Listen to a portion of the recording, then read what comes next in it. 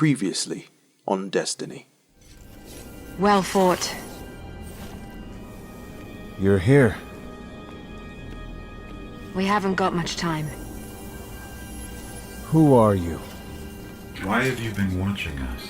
I don't even have time to explain why I don't have time to explain. I will. I know. Will what? I wasn't talking to you, little light. I'm a ghost, actually. Many Guardians fell. Strong ones. But you made it here. Yes, I'm listening. They are here. With me. Who's she talking to? Understood. You need my help, Guardian. Is that why you brought us here? They brought us here. The Vex. Evil so dark it despises other evil.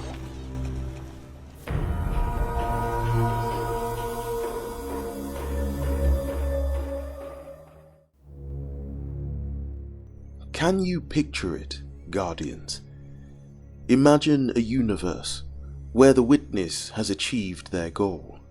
All existence within the universe has been wiped out. No signs of life left in the cosmos. Save for a few, all who remain, Zavala, and the Guardian, you, holding on to the frayed pages of Elsie's journal, the Exo Stranger. It had been staring us in the face all along.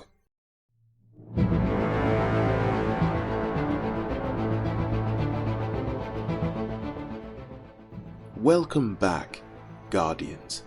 My name is Samlab. And today we will discuss a possible conclusion or rebirth of Destiny's next phase.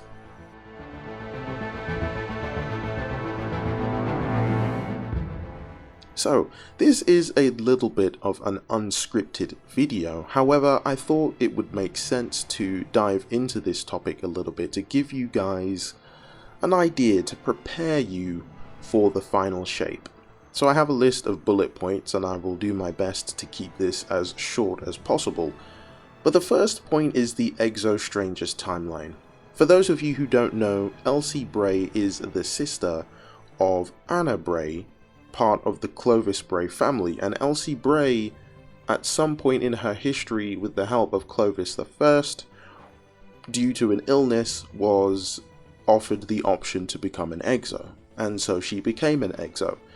At some point in her distant future, she starts time traveling, and Destiny lore doesn't quite make it clear, but for whatever reason Elsie jumps from timeline to timeline, and her objective has been to stop the darkness from taking over, to stop the Witness. But from everything we've heard her say so far, it doesn't really seem like she actually had encountered the Witness before. This might actually be the first time.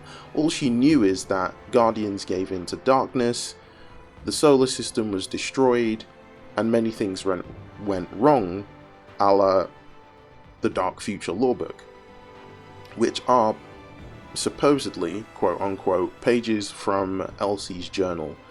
And so she spent most of her life jumping from timeline to timeline. Now, canonically, it's not certain whether the Exo Stranger we know is the same Exo Stranger we met in Destiny 1, but we can bungily assume that they are variant Elsie Brays. So we're going to go along with that.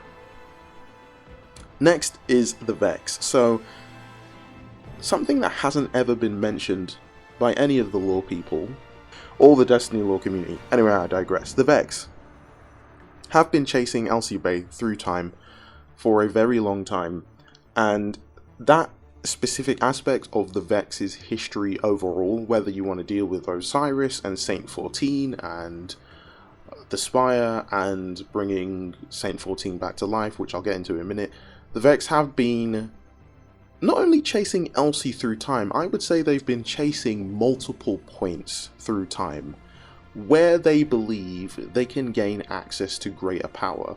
And I love the way that the Exo-Stranger refers to them, evil that's so evil it hates all other evil. And it's really interesting because that one sentence paints the Vex in a light that I don't think so far narratively we haven't really explored. We've kind of touched on it, and we know there are different factions of the Vex, however we haven't really like centered in or honed in on the fact that they might be like one stepping stone away from like the big bad.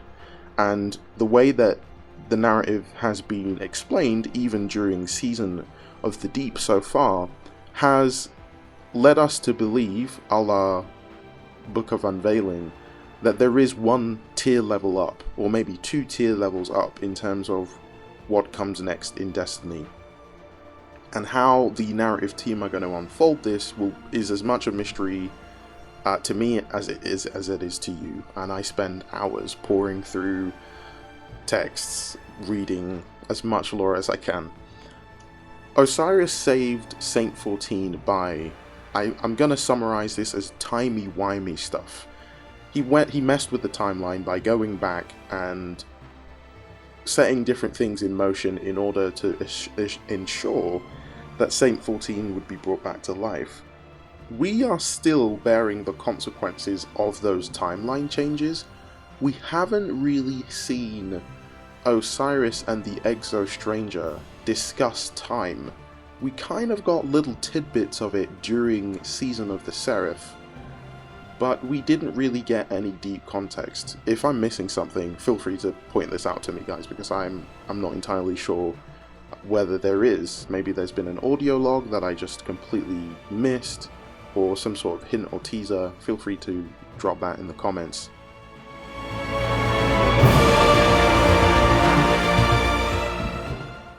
A final stand, I think, we as Guardians will reach.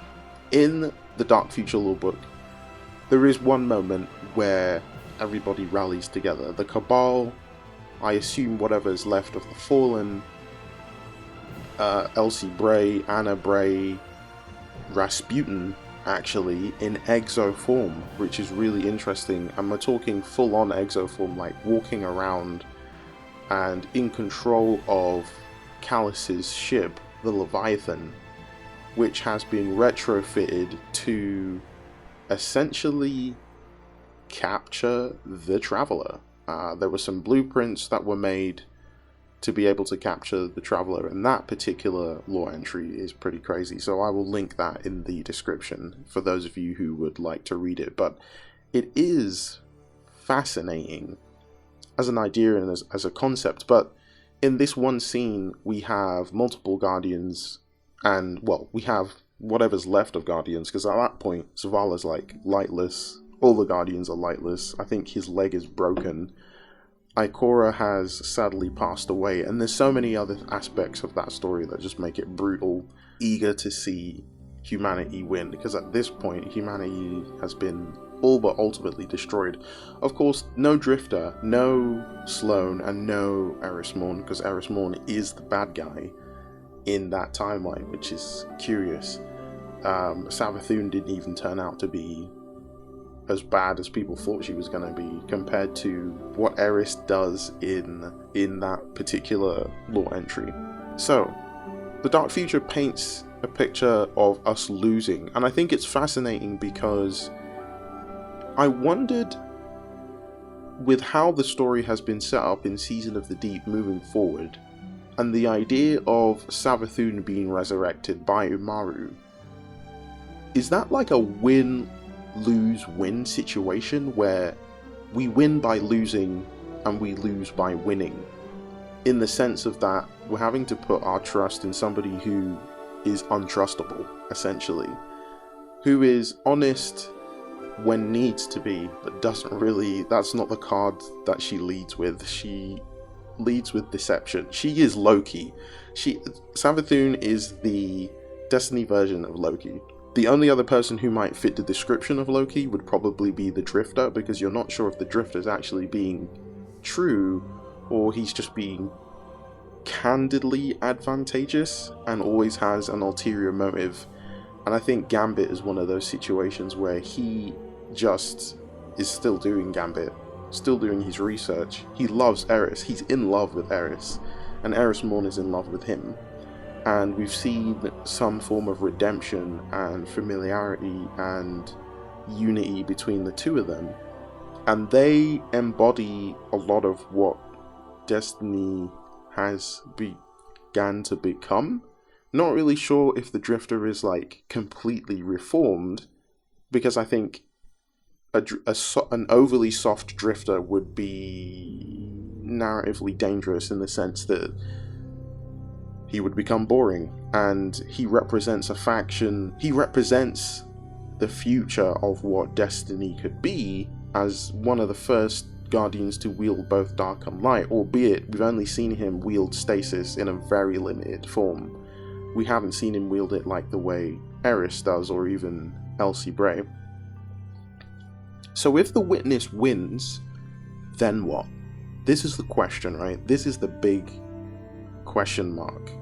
If the Witness wins and he does become the final shape, or the final shape he's making, we've heard Savathûn talk about how the relic on Mars is essentially an impendium, an encyclopedia of every weapon ever made, every warmind, every death song, she says, Savathûn says, every harbinger, every weapon you've ever used in Destiny is all catalogued, is made possible through the relic on Mars. So if the Witness does this, and he essentially uses this, then what happens? Do we lose all the light? Is the Traveler gone?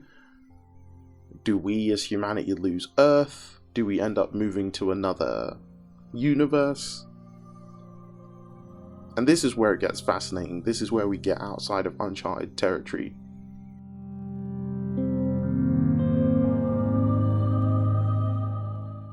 So here are my final thoughts, and I'm going to wrap this up just here. But what if we have, say, a Back to the Future, in the sense of that we realize that in order to get a second chance at fixing this problem is going back to Elsie's timeline, or going forwards, as it were, to see what went wrong and to learn from it, to potentially speak to the Exo-Stranger of that timeline, which would potentially be the Destiny 1 Exo-Stranger, or one of the timeline Exo-Strangers, then going back to the past to attempt to fix what went wrong, knowing all we know now, or at least prevent it, and get to Neptune before the Witness does, completely take down Callus, and win. And the Traveler doesn't get merged with the Veil, or there is no connection between the Veil and the Traveler. So time travel could be the answer, and it's a concept in Destiny that we haven't fully explored. We kind of did it. It was touched on in a big way in the beginning, and I think that intention was on purpose by Bungie, to tell the end of the story at the beginning of the story, and tell the beginning of the story at the end of the story. And there's two ways that can happen. Either we lose and we have to go back in time, or really the end is the end, but is also the rebirth of the Destiny universe. And some of Nezarek's lore talks about the idea of, I will return when this universe is destroyed and there's nothing, but he also talks about how light will remain, and dark will remain, and he suggests that like these cosmic abilities will always be accessible in the universe, whether the Traveler or the darkness exists. And I think that that's a fascinating idea. So that's where I'm going to leave this video. If you have any thoughts or comments, definitely feel free to leave them in the comment section below. I would love to know if you have any questions or ideas. Let's talk about this, because it's definitely worth exploring. But I hope that you have found this video helpful and easy to understand. If you did, be sure to comment below and give this video a like. consider subscribing and hit the bell to find out when my next video goes live. Remember that no matter what you're facing at this moment in time, you can do all things. Stay safe and Godspeed.